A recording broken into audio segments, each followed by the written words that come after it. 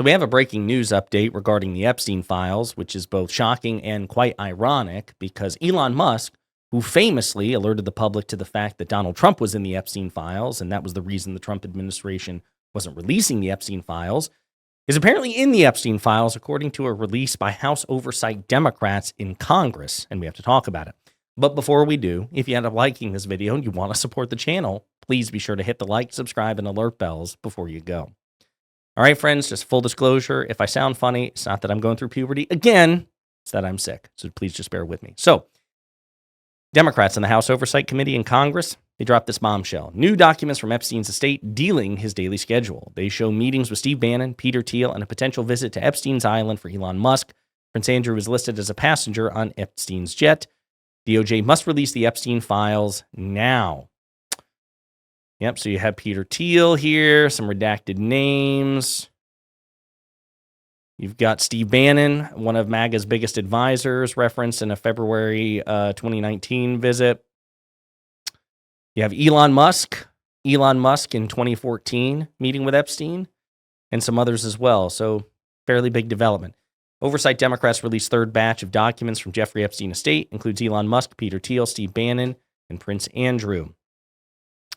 Today, Democrats in the Committee on the Oversight and Government Reform released partial records from the third batch of documents produced by the Jeffrey Epstein estates, which includes message logs, copies of flight logs, and manifests for aircrafts, copies of financial ledgers, and Epstein's daily schedule. The documents produced to the public include mentions of possible contact between Epstein and figures like Elon Musk, Peter Thiel, Steve Bannon, and Prince Andrew. Further review of the documents, which were redacted to protect the identity of victims, is ongoing. Quote, it should be clear that to every American that Jeffrey Epstein was friends with some of the most powerful and wealthiest men in the world. Every new document produced provides new information as we work to bring justice for the survivors and victims. Oversight Democrats will not stop until we identify everyone complicit in Epstein's heinous crimes. It's past time for Attorney General Bondi to release the Epstein files now, said an oversight spokesperson. So, we'll see what happens there. But again, pretty ironic because, again, as you know, when Donald Trump and Elon Musk had their famous falling out several months ago, it was Elon Musk who said, hey, here's a bombshell. Donald Trump's in the Epstein files, and that's why you're not going to get the Epstein files. And that proved to be true, but now it seems that Elon Musk himself might be in the Epstein files. On top of that, we also have some pretty important reporting from the Wall Street Journal. Inside the White House struggle to tame the Epstein crisis.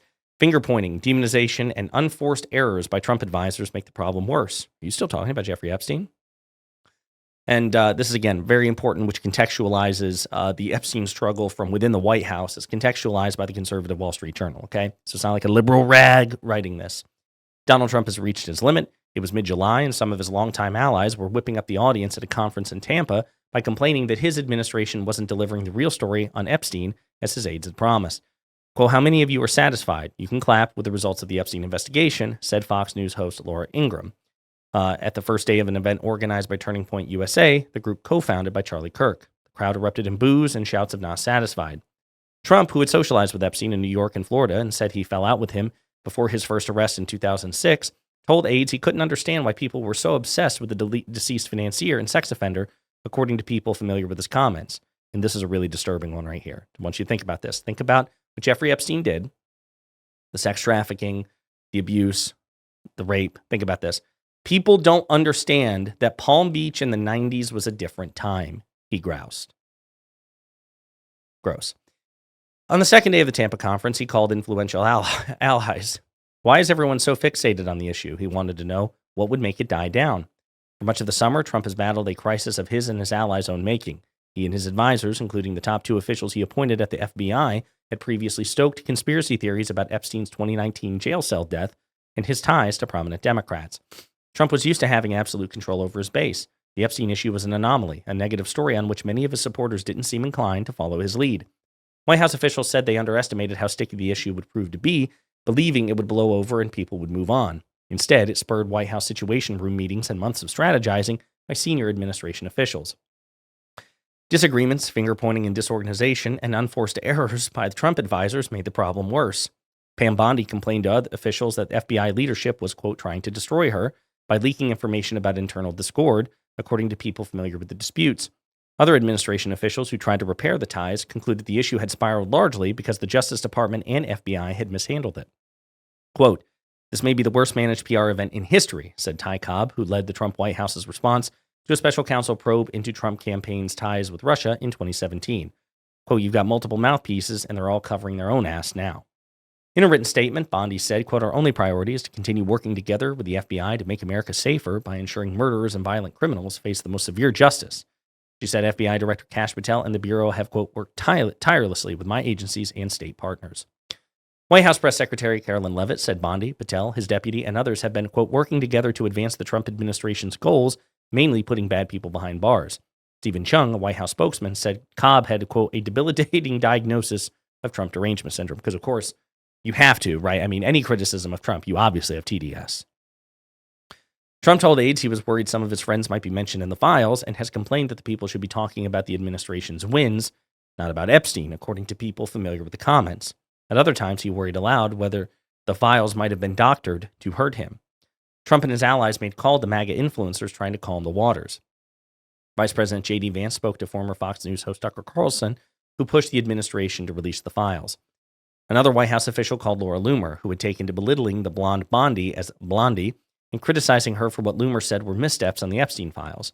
Loomer recalled that the official told her that Bondi needed to be more careful, but Trump had no intention of firing her.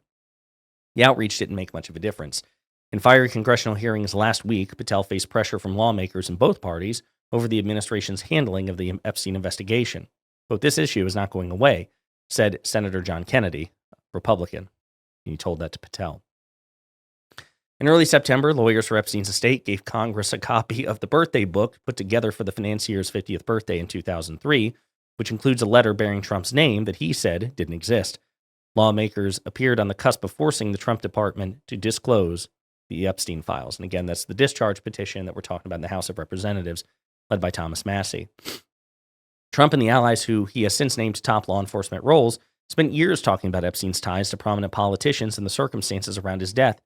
In 2023, Trump said it was possible Epstein had been murdered, though he had, quote, probably died by suicide. And as the New York City Medical Examiner concluded, it's important to remember that when Epstein, it was really stupid of Trump to say this. Because number one, it's not true as far as we know, but number two, if Epstein was, quote unquote, murdered, it happened on Trump's watch because Epstein was in federal custody when Trump was president. So that's kind of an indictment of Trump, right?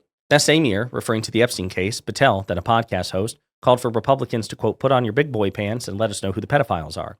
Deputy FBI Director Dan Bongino, a former Republican political commentator and radio host, had long questioned whether Epstein had actually killed himself. When Trump began his second term, however, dealing with the Epstein investigation wasn't on his mind, and White House officials were largely uninterested in pursuing the topic, some of the officials said.